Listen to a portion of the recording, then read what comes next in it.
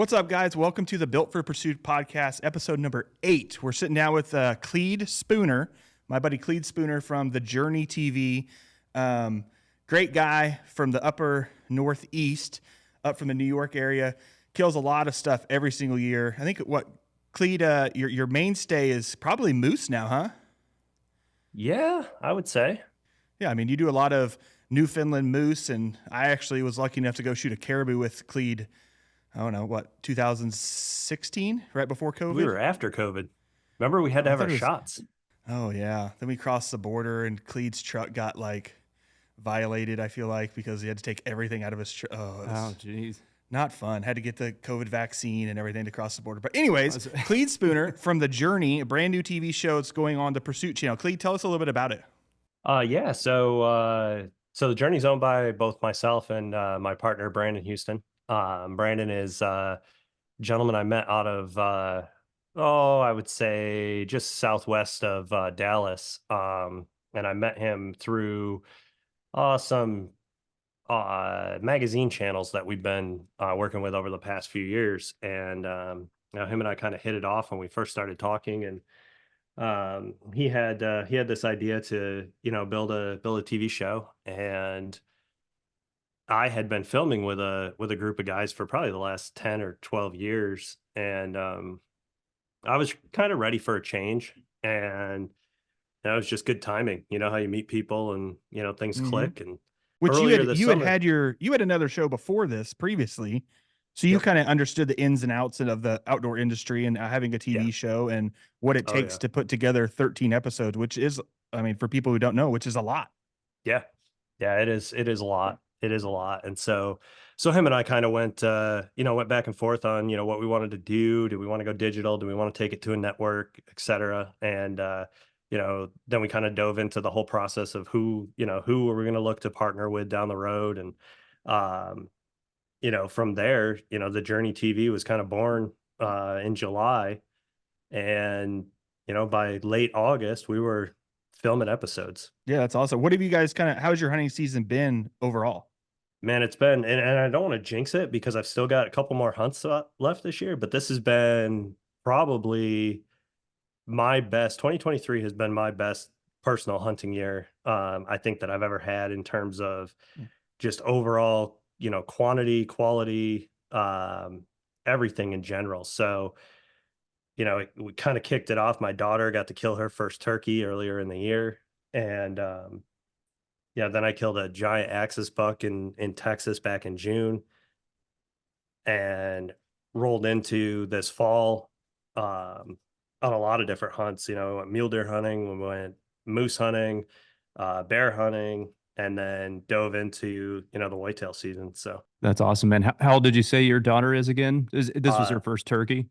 Yeah, her first turkey. I took her down to Kentucky. I've got an outfitter client of mine down in Kentucky, and they invited us down to bring the kids down, and she was able to shoot her first turkey. Mossberg sent over a little 410 shotgun for her to use, and it worked out perfect. And what's the law in New York? Because I mean, my kids shot their first deer and turkey at 5. How old do you have to be in New York to hunt? 12. Eesh. 12. And man, when I was growing up, it was like 16. Wow. Oh, wow. Kids can be in a lot of different stuff by the time they're 12 or 16. I know it's really hard to get them into it. Yeah. I mean, 12 years old, like you're into way hard into sports, or I mean, God forbid you're into girls or boys or whatever you're into at that time. So Brandon, he's a Texas guy, right? Yep. So is he hunting Texas? Obviously it's late December, almost Christmas. So the rut and everything in Texas is still going, or is it pretty much over? No, so the area that we hunt in Texas is kind of northwest Texas. We're about an hour southeast of where Lubbock is. And so anybody that's familiar with Texas, northwest corner, I guess. And so that area kind of runs a rut similar to what we have across the Midwest and the North. It's probably delayed by about 2 weeks, I would say. So their real peak breeding, at least from a whitetail perspective, is kind of closer to the end of the end of November.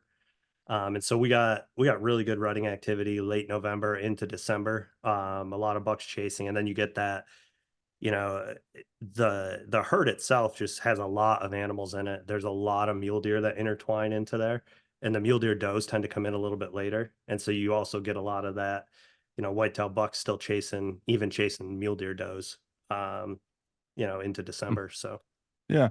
And so I saw you actually had posted a picture just a couple days ago of like 4 whitetails on the ground of a hunt with, I think it was your dad, wasn't it? Like, tell us about that hunt. yeah, so we had over the summer we were down there and we were doing a hog hunt, and we kind of said, you know what, like, wouldn't it be fun to kind of bring all of our dads out? Craig, the gentleman who runs the ranch that we were hunting on, and Brandon, Craig was going to bring his dad. I'd bring my dad down. Brandon's dad would come out. Craig's brother would come over. And so, that week, we kind of just planned it out the summer. And that week, we hit it really well. I mean, bucks were chasing does. We had a nice cold front come through, and, all the deer were on feed. And so we killed, I think, seven bucks in 2.5 days. Wow. Jeez. Um, so the picture with 4 was just, the 4 that were still there. 3 of the guys had to go before we were able to get a picture with all 7 together. So, we had to process their deer and get them out the door before we were able to get that photo done. But Yeah. And realistically, I think Texas is probably the only place you could actually kill 7 bucks in 2 or 3 or 4 days or whatever. I mean, realistically in Kansas, I guess during the rut, you might be able to do that, but Texas is the place. I mean, right. realistically, that's where you ought to take your daughter. Say, sorry, Yeah. Dad, next year, and just take your daughter down there because they can hunt at birth. Oh yeah. Yeah. And they're required she's to actually. I mean, I'll be honest, man, she's been begging. Oh, Like, I bet. the morning she shot that turkey this spring, we're driving back to camp before, we had even got back and shown anybody. She's like, Dad, I want to shoot a deer. I'm like, yeah. She's like, can I shoot one tonight? I'm like, no, babe. Like, you can't hunt whitetails in April. Right. So, You don't want your yeah, first game violation to be that young. exactly. At least give it a year or two. Right. Exactly. Exactly. Huh. That's awesome. Yeah. That's I remember funny. didn't she shoot that turkey in Illinois? No, Kentucky. Oh, that's right. Kentucky. I knew it was somewhere Yeah, down in the Midwest. That's Kentucky. awesome. Huh. Yeah. So what do you guys have planned for the rest of the year? So right now Brandon is really into, heavy in their whitetail stuff is going on. Actually just the other day, and I'll let him tell the real story about it, but he killed what was, I think, his biggest buck to date, just a couple days ago. So the deer are really, really moving. They've had a couple good cold snaps recently. And this year down in Texas has actually been really good. I mean, we had a lot of moisture early on in the year, which really helped with antler growth. So a lot of deer that hadn't been this big are a lot bigger than they have been the last few years in terms of, just overall antler growth and body growth and overall health. So, Well, you can't cliffhanger us like um, that. What did it score? honestly, I don't think he's got tape on it yet. So I think it's going to push I think it's going to push in the mid to upper 60s. So, Wow. which would be his biggest buck in that area so far. So, Yeah, and you figure a 160 Texas deer with their body size is like a oh yeah, 180 looking deer in Kansas. yeah. I So, mean, the trail camera pictures of this deer make it look like he's a 175 plus deer. so you're West Texas when you're hunting out there. Do you have the elk and the aoudad and like all that out there too? Yeah. So this particular ranch does have aoudad. We don't have any elk on it. There's a few random elk that bounce around. And I think where they are in that area, they're just getting kind of out of high fences that might be neighboring, the ranch or whatnot. Mm-hmm. But that area, we've got a lot of aoudad, we've got a lot of mule deer. So the mule deer population is really good in that area too. That's awesome, So man. I'm jealous. I mean, it's kind of in Kansas where we are. It's kind of you're kind of one and done. It's just deer. There's nothing else really like. But Super down there, exciting. Yeah. yeah, nothing more exciting than deer. I mean, so you have deer, you have aoudad. Do you guys have hogs then too?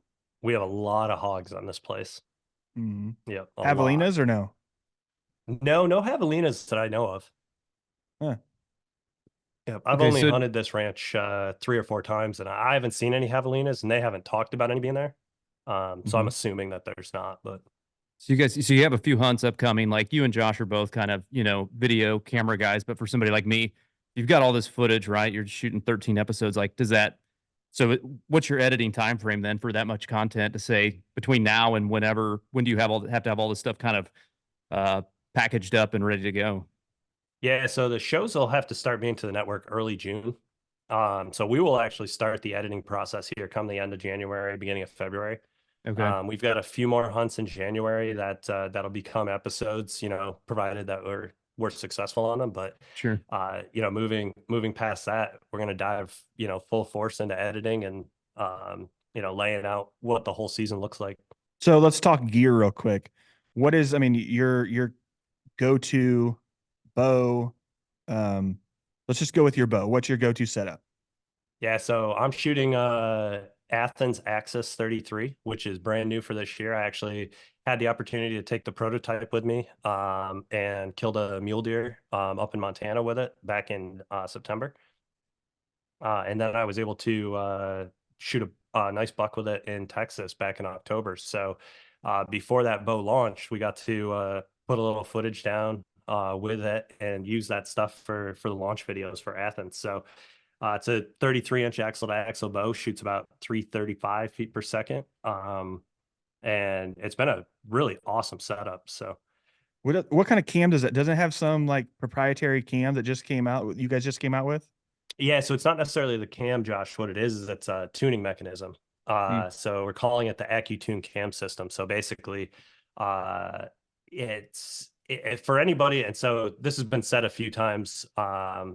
People said that it looked very similar to what Bowtech calls their deadlock cam, which is basically a bolt that runs through the axle and allows the cam to move left or right that you would use in tuning your bow, right? So basically you're loosening a set screw, turning this little dial, and it's going to slide your cam left or right. As it does that, that will help offset your center shots and pull out if you're a guy who paper tunes your bow, it'll pull out your tears left or right.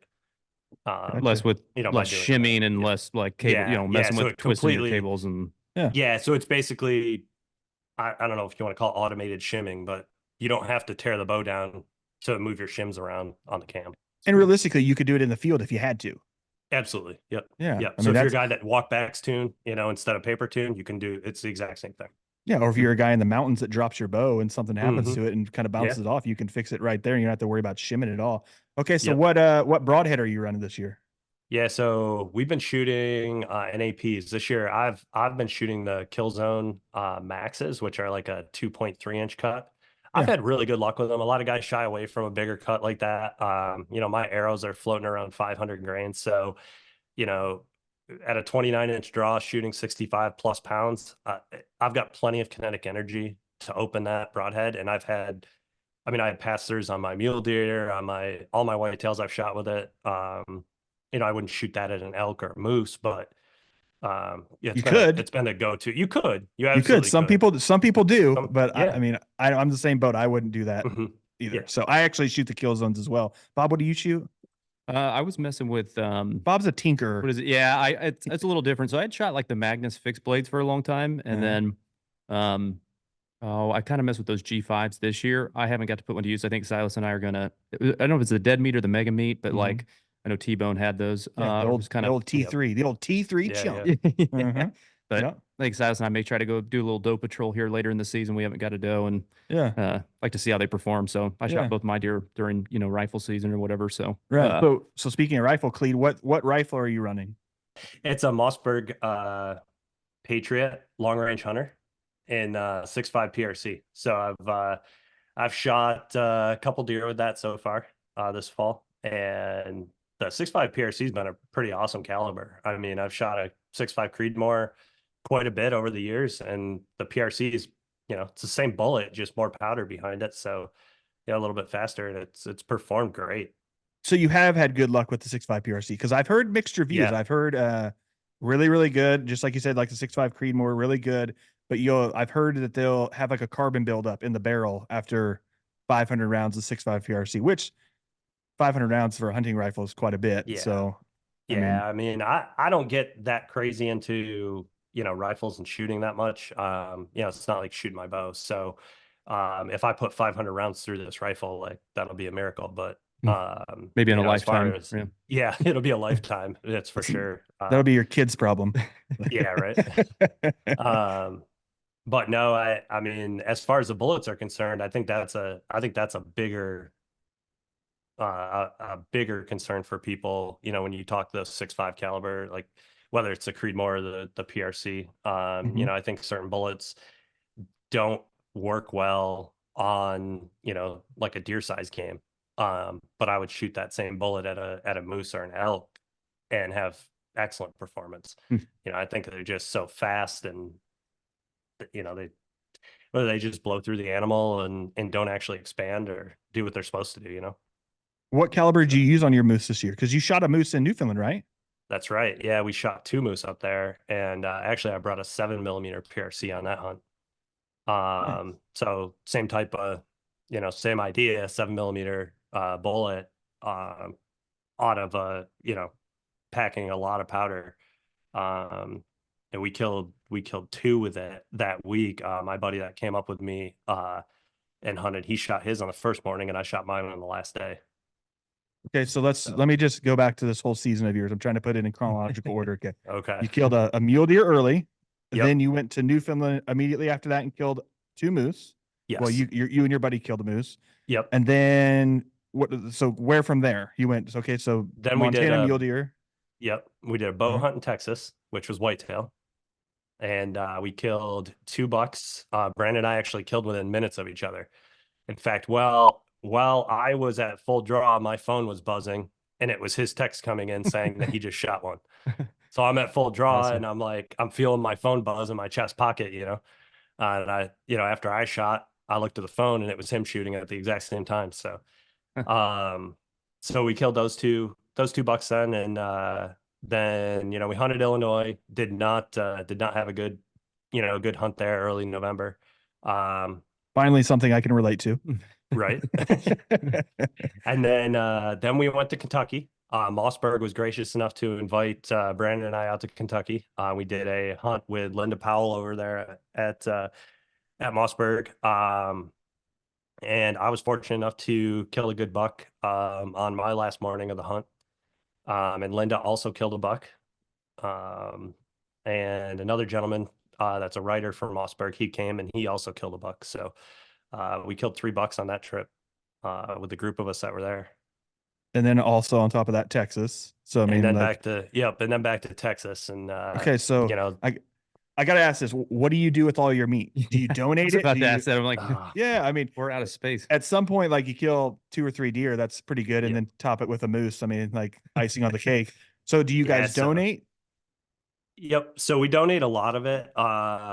On that hunt in Montana, the outfitter had a list of families in the town. The town that the outfitter was located in, it was obvious that there wasn't a lot of money in the town. And so people were very gracious to be able to, to receive that meat. And so we just called the lady. She came down, picked it up after we skinned it out, and she took that whole mule deer home, and her family must have processed it, and they've got meat. And then we brought both moose home. Matt and I both brought home about 300 pounds of meat, which is wild. It's, completely filled a chest freezer. And the deer in Texas mostly have been donated. Brandon and his family, obviously take their deer and whatnot. My stuff in Texas, I've donated. We've got a couple churches that we work with there that were able to, basically quarter up the meat and take it to the church. My Kentucky buck I brought home. I've got a processor here that makes some really good sausage and stuff, and that's where my Kentucky buck went to. So my family eats it. I mean, we eat it all at least 3 or 4 days a week. Well, with 4 people, I mean, you're going to go through quite a bit of it. I shot a couple deer this year as well, and on one of the bucks that our family shot, I took the back straps out and deboned the rest, took it to the processor, and I think there was 54 pounds of total deboned, ready to go meat.